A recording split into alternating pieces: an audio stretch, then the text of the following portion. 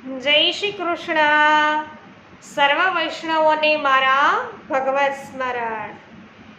શ્રી ગોસાઈજી પરમ દયાલ કી જય. પુષ્ટિ સત્સંગ ચેનલમાં સર્વ વૈષ્ણવજનોનું ખૂબ ખૂબ સ્વાગત છે. વૈષ્ણવો, આજે સત્સંગમાં 252 વૈષ્ણવોની વાર્તામાં વૈષ્ણવ છે 56માં જ્ઞાનચંદ શેઠ આગ્રાના એમનો વાર્તા પ્રસંગ સાંભળવાના છીએ. તો વૈષ્ણવો, વાર્તા પ્રસંગ સાંભળીએ પહેલા આપ સર્વને વિનંતી કરું કે પુષ્ટિ સત્સંગ ચેનલને હજુ સુધી સબસ્ક્રાઇબ ન કરી હોય તો અવશ્ય કરી લેજો, જેથી પુષ્ટિ માર્ગીય સત્સંગો તમને આ ચેનલ દ્વારા અવિરતપણે પ્રાપ્ત થતા રહેશે.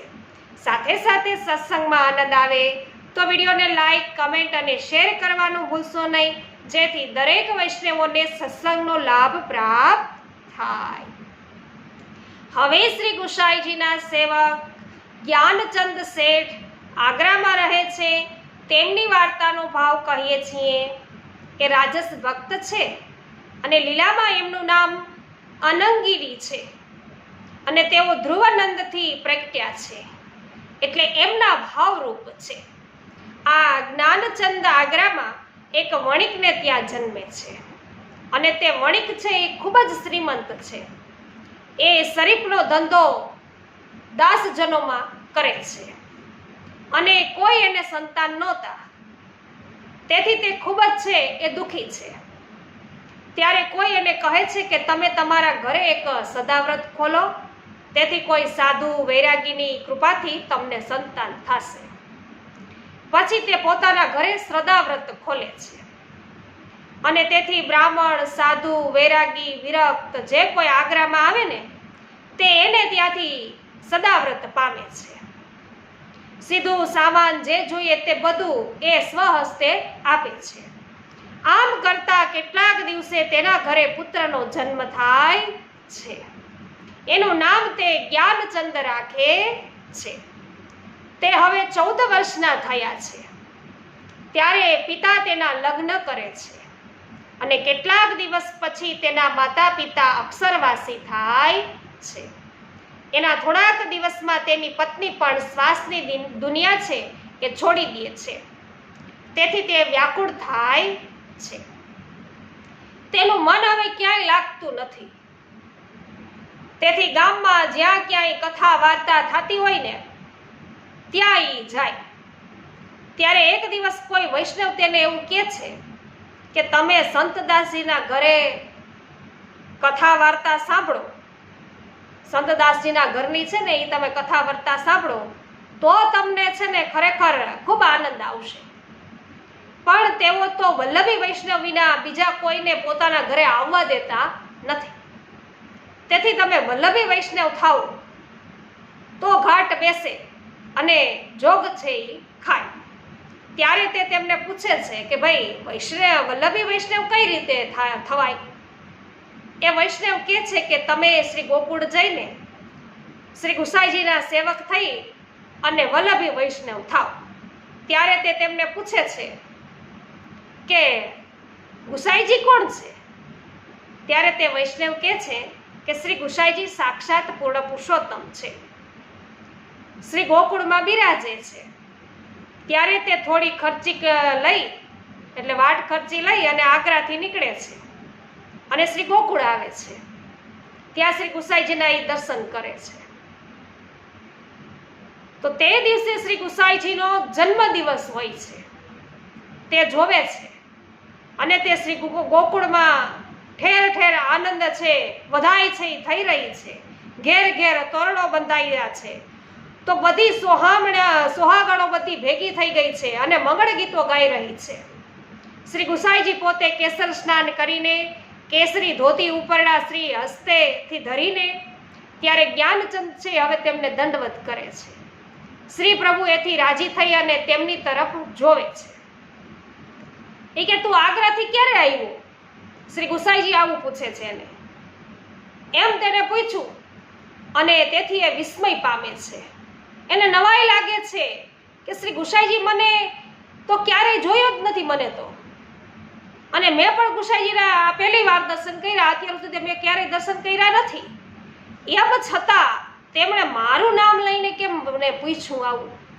તેથી કંઈક કારણ લાગે છે.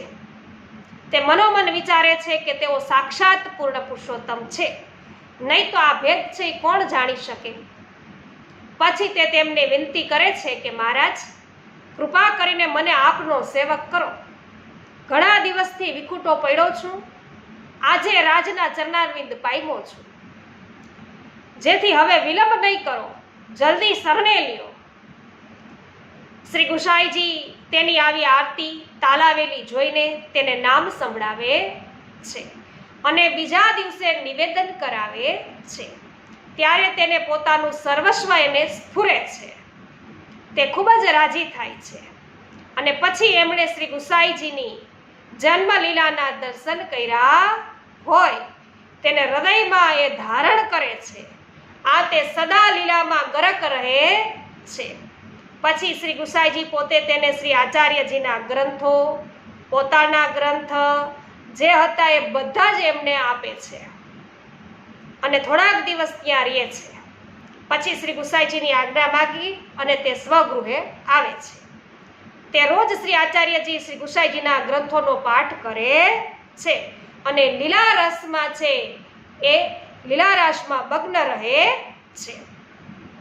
તો વૈષ્ણવો, એમનો વાર્તા પ્રસંગ પહેલો આપણે જોઈએ. શ્રી ગુસાઈજી જ્યારે પણ આગ્રા પધારે ને ત્યારે જ્ઞાનચંદના ઘરે મુકામ કરે.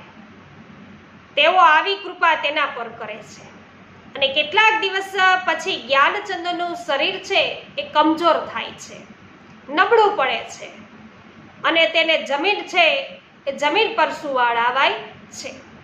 ત્યારે બધા વૈષ્ણવો તેના ઘરે આવે છે. તે તેઓને સૌને પોતાના પર કૃપા કરીને ભગવદ નામનું ઉચ્ચારણ કરો. ત્યારે એ સૌ વૈષ્ણવો ભગવદ નામનું ઉચ્ચારણ કરે છે.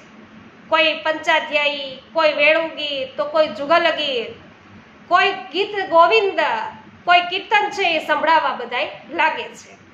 આ બધા વૈષ્ણવો ભગવાનના નામનું જ ઉચ્ચારણ કરે છે. તે ખૂબ આનંદથી એનું શ્રવણ કરે છે.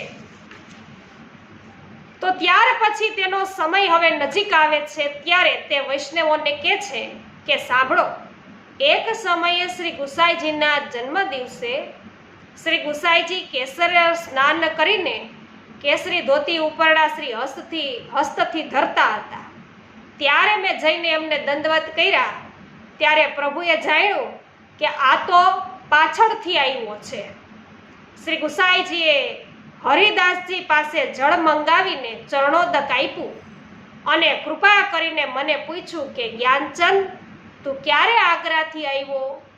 ત્યારે મેં તેમને વિનંતી કરી કે મહારાજ, હજી હમણાં જ ચાલ્યો આવું છું. તે જ વખતે તેમણે તેમનું ધ્યાન કરીને બધા વૈષ્ણવોને શ્રી કૃષ્ણ સ્મરણ કરીને પછી તત્કાળ દેહ છોડ્યો. એટલે જે રીતે શ્રી ગુસાઈજીના શરણે તેઓ ગયા હતા એ બધું જે છે યાદ કરતા કરતા એમણે દેહ છોડ્યો. તો તેને દેહ છોડ્યો. પૂર્વે તેના સેવ્યનું એમને ધ્યાન ધરવાનો અને વૈષ્ણવોને શ્રી કૃષ્ણ સ્મરણ કરવાનો પણ મોકો મળ્યો છે, જે એના સદભાગ્ય તરફ ઇશારો કરે છે. આ જ્ઞાનચંદ શ્રી ગુસાઈજીના સ્વરૂપમાં આવા આસક્ત હતા કે નવો દેહ ધારણ કરીને શ્રી ગોકુળમાં જઈને શ્રી ગુસાઈજીને દંડવત કરે છે અને તેઓ ત્યારે એને પૂછે છે કે જ્ઞાનચંદ, તું ક્યારે આવ્યો? ત્યારે તે તેમને કહે છે કે મહારાજ, હજી હમણાં જ આવ્યો છું. એટલામાં શ્રી નવનીત પ્રિયાજીના દર્શન ખુલે છે અને ત્યારે તે દર્શન કરીને લીલામાં પ્રાપ્ત થાય છે. આ જ્ઞાનચંદ શ્રી ગુસાઈજીના આવા કૃપાપાત્ર ભગવદીય હતા. તેથી તેમની વાર્તા ક્યાં સુધી કહેવી?